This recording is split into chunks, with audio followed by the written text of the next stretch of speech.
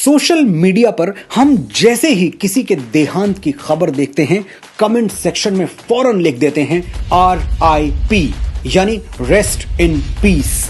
ये हमारा तरीका है अपनी संवेदनाएं प्रकट करने का। We feel sorry for the departed soul. हम अपनी प्रेयर्स ऑफर करते हैं, और प्रेयर क्या है? आपकी आत्मा शांति से विश्राम करे, may your soul rest in peace. ये इंटेंशन सही है, लेकिन एक्शन गलत है। किसी हिंदू की मृत्यु पर RIP लिखना उतना ही गलत है जितना कि उसे मुखाग्नि न देकर दफना देना। मैं एक हिंदू हूं, मेरा अधिकार है कि पंच तत्व से बने मेरे शरीर को मृत्यु के बाद चिता की अग्नि में स्वाहा कर दिया जाए। मैं कभी नहीं चाहूंगा कि मुझे कॉफिन में रखकर जमीन में गाड़ा जाए। जितनी बार हम किसी हिंदू या सनातनी की तस्वीर के नीचे RIP लिखते हैं, जाने अनजाने हम उसके उचित अंतिम संस्कार का तिरस्कार करते हैं, उसे अपमानजनक विदाई देते हैं। किसी दिवंगत हिंदू के लिए RIP लिखना क्यों गलत है? और यह गलत है तो फिर सही क्या है? सिर्फ 1 मिनट मुझे ध्यान से सुनिए, आपको सारे उत्तर मिल जाएंगे। RIP लिखने की परंपरा इस्लाम और क्रिश्चियनिटी से आती है। वो कयामत के दिन में विश्वास करते हैं, जिसे रोजे महशर या जजमेंट डे भी कहा जाता है। क्या होगा उस दिन? सारे मुर्दे जाग उठेंगे और खुदा उनका इंसाफ करेगा। इसी जजमेंट डे के लिए मुर्दों को कब्र में इंतजार करना पड़ता है और उनके लिए रेस्ट इन पीस की दुआएं की जाती हैं।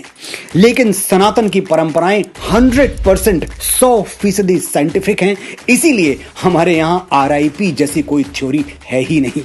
भगवान श्री कृष्ण भगवद गीता के अध्याय 2 श्लोक संख्या 22 और 23 में कहते हैं, वासांसि जीर्णानि यथा विहाय नवानि गृह्णाति नरो पराणि तथा शरीराणि विहाय जीर्णान्यन्यानि संयति नवानि देहि नयनम छिन्दन्ति शस्त्राणि नयनम दहति पावकः न चैनम क्लेदयन्तापो न शोषयति मारुतः।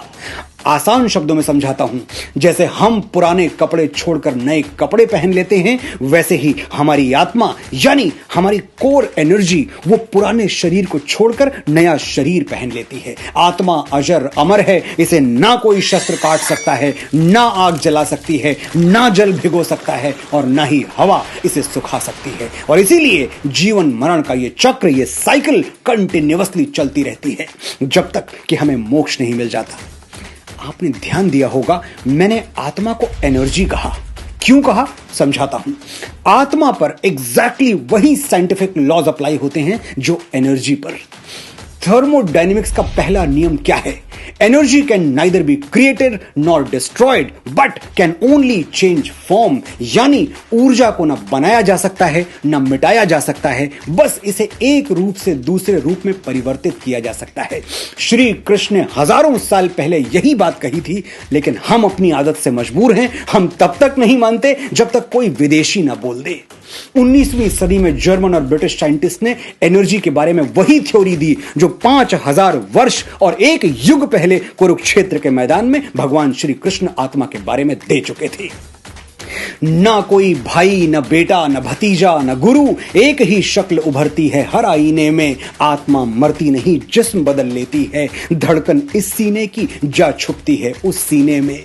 जिस्म लेते हैं जन्म, जिस्म फना होते हैं, और जो एक रोज फना होगा वो पैदा होगा। एक कड़ी टूटती है, दूसरी बन जाती है। खत्म ये सिलसिलाए जिंदगी, फिर क्या होगा? कैफी साहब ने लिखा था। हमारे यहां आत्मा मरती ही नहीं तो कब्रों में आराम क्या करेगी? ये रेस्ट इन पीस की थ्योरी इस्लाम और क्रिश्चियनिटी के लिए सही होगी, हमारे लिए नहीं है। हम किसी जजमेंट डे, किसी रोजे कयामत का इंतजार नहीं करते। एक शरीर छोड़ते ही हम दूसरा शरीर धारण कर लेते हैं और चरैवेति के सिद्धांत पर चलते रहते हैं। Rest in peace does not do justice to a Hindu soul. मैं बड़ी विनम्रता से निवेदन करता हूं, RIP लिखने से पहले ये जरूर देख लें कि कहीं आप ये प्रार्थना किसी हिंदू के लिए तो नहीं कर रहे, क्योंकि इससे उसकी आत्मा को शांति तो नहीं मिलेगी, हां कष्ट जरूर होगा। तो फिर क्या लिखना चाहिए? विनम्र श्रद्धांजलि या ओम शांति, जो भी आपको ठीक लगे।